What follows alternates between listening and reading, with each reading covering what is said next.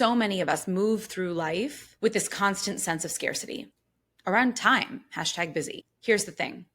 That mindset is quietly sabotaging both our finances and our ability to actually enjoy the things that we're working so hard for.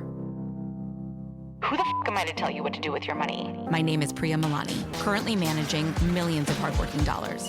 Enough foreplay. Let's talk Money. Welcome to the F word. Smart money. No bull.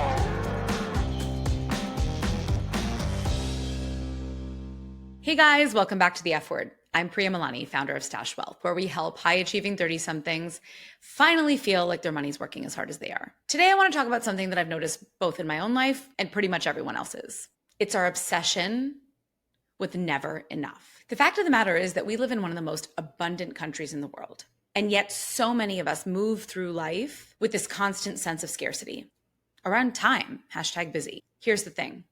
That mindset is quietly sabotaging both our finances and our ability to actually enjoy the things that we're working so hard for. I'm going to start with food because it's kind of an easy parallel to draw. So let's talk about the French lunch versus the American lunch. Obviously, when you picture a French lunch, it's not wolfed down at a desk. It's plated, savored, usually appreciated with all the senses, and in a reasonable amount of time. Eating abroad, especially in France, is treated like an experience.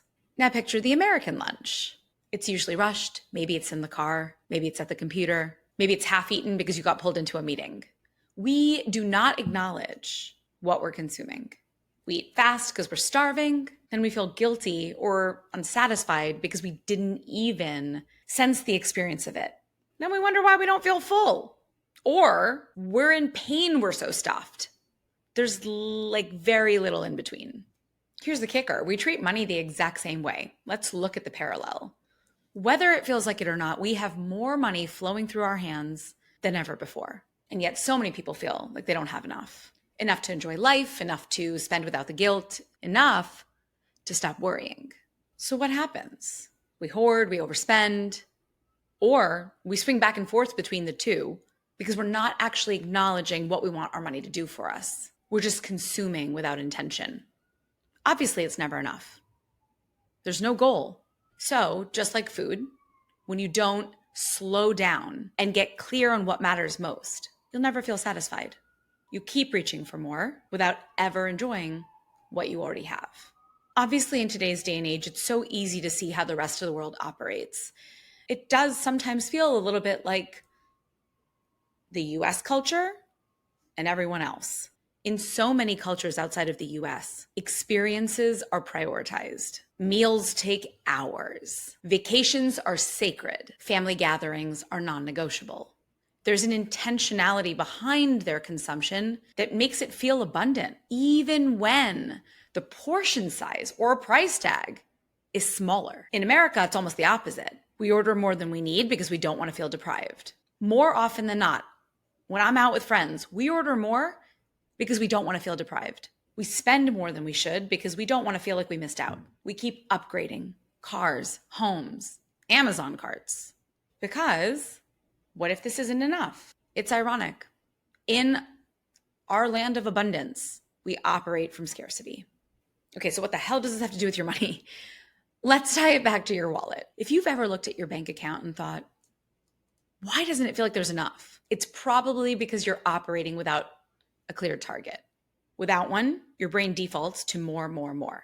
That's why one of the first things I encourage people to figure out is, what do you actually want your life to look like? We think we'll know when we feel it, but that's never the case. So, do you want to travel internationally every year? Do you want to buy a second home in the mountains? Do you want to retire early? Do you want to upgrade your car every couple of years? Do you want to scale back from your employment so that you can spend more of your time giving to others? What do you want your life to look like? Once you know what matters, your money can be directed toward that. With a clear intention, the magic is that suddenly every dollar has a purpose. That's not to say you can't splurge without thinking guilt-free, but you're no longer just consuming, you're curating. And that shift, being in the driver's seat, means that your money decisions are now guided by clarity, not just by guilt or emotion or that feeling of never enough.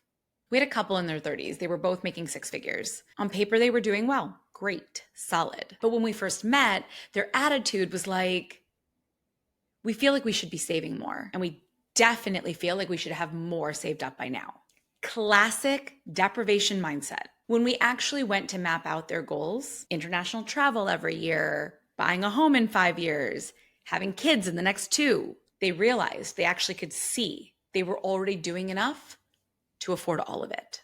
The problem was not the money. The problem was the story they were telling themselves. And once they had that clarity, they could actually, enjoy dinners. And once they had that clarity, they could actually enjoy dinners out guilt-free because they knew the things that they cared about were covered. They knew their goals were covered. They literally couldn't default back to their old narrative of we're not doing enough. They were. They now knew they were. But it happened by sitting down and designing the life that they want to live together, by sitting down and committing to saying what they actually cared about. Bottom line, deprivation mindset, we all have it at times. It's sneaky. It convinces us that even in abundance, we should feel scarcity. But that's optional. When you're clear on your goals, your money becomes a tool. You're not spending reactively, you're now spending intentionally. And that's when life feels rich. Not because you have more, but because you're finally using what you have in alignment with what you actually want. Okay, that's it for today's episode of The F Word. If you've been stuck in a deprivation mindset, always feeling like you don't have enough, remember it's not about more. It's about clarity. And if you're ready to get clear on your goals so your money can finally start working for you, check out the Stash Plan at stashwealth.com. And before I let you go, my best bite, where I give you the best thing I've eaten in the last week. For this one, I'm taking you out to Brooklyn, a neighborhood called Fort Greene. The restaurant is Miss Ada, or Miss Ada, I think is how you say it. It is the most incredible dip. It's a lamb shawarma hummus, and they give it to you with homemade pita. It is to die for. So if you happen to be in Fort Greene, definitely check it out. Savor the meal, enjoy the moment, and stop letting not enough run the show. All right. See you next time.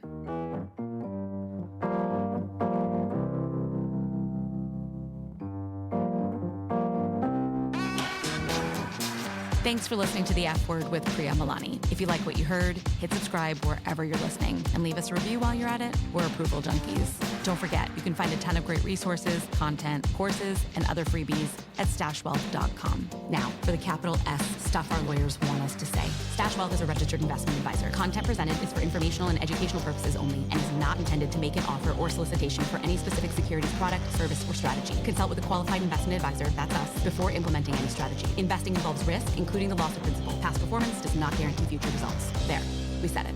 Did I have that up?